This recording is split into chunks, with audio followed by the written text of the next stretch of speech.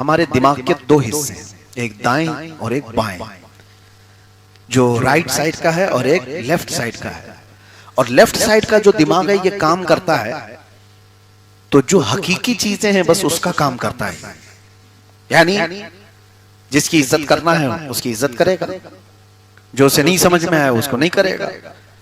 हकीकत पसंदाना काम left side वाला जो दिमाग है वो हकीकत पसंदाना काम ही करता है।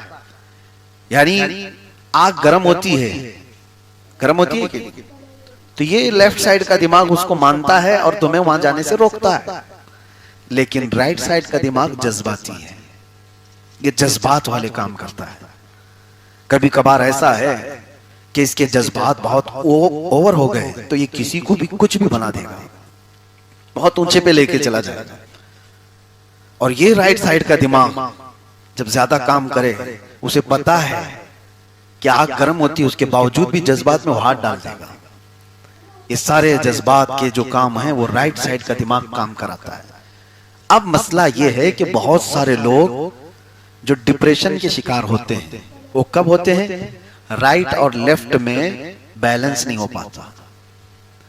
राइट लेफ्ट साइड का दिमाग वो हकीकत पसंदाना काम उतना ही करना चाहता है और राइट साइड का वो कुछ जज्बाती काम करना चाहता है। ये दोनों के टकराव में वो फैसला नहीं ले पाता, करूं तो क्या करूं, करना चाहिए कि नहीं करना चाहिए। फिर उसे किसी के मशवरे की जरूरत आती। एक ही दिमाग है, एक ही सोचने वाला होता तो फिर ये कंफ्यूजन क्यों आया है दिमाग में? कभी सोचा आपने? कुछ भी करने के वक्त दो तरह के ख्यालात आते हैं आपको, उसके नुकसान के भी और उसके फायदे की भी। तो ये दिमाग कंफ्यूज करता रहता है इधर का और इधर का। ये बात मैं क्यों कह रहा हूं? सूफिया कराम ने फरमाया इसको बैलेंस रखने का एक ही तरीका है, वो मुराकबे की महफिल।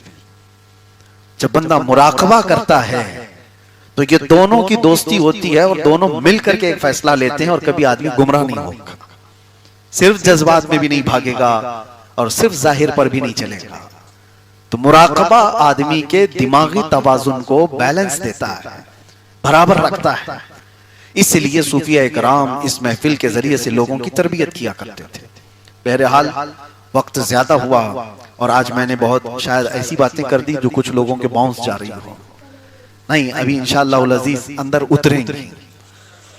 हम ऐसी कोई बात नहीं करते, वो दूसरे लोग होंगे कि जिनको ऐसा लगता है महफिल में सन्नाटा है, सुभान अल्लाह भी नहीं बोल रहे, नारा तकबीर भी नहीं बोल रहे। हमको पहले से भी ऐसी आदत नहीं, समझ में आ रहा है तो सबसे अच्छी बात। वरना कुछ लोग तो महफिल में जिसको कुछ नहीं समझ में आता वो ज्यादा नारे लगाता है।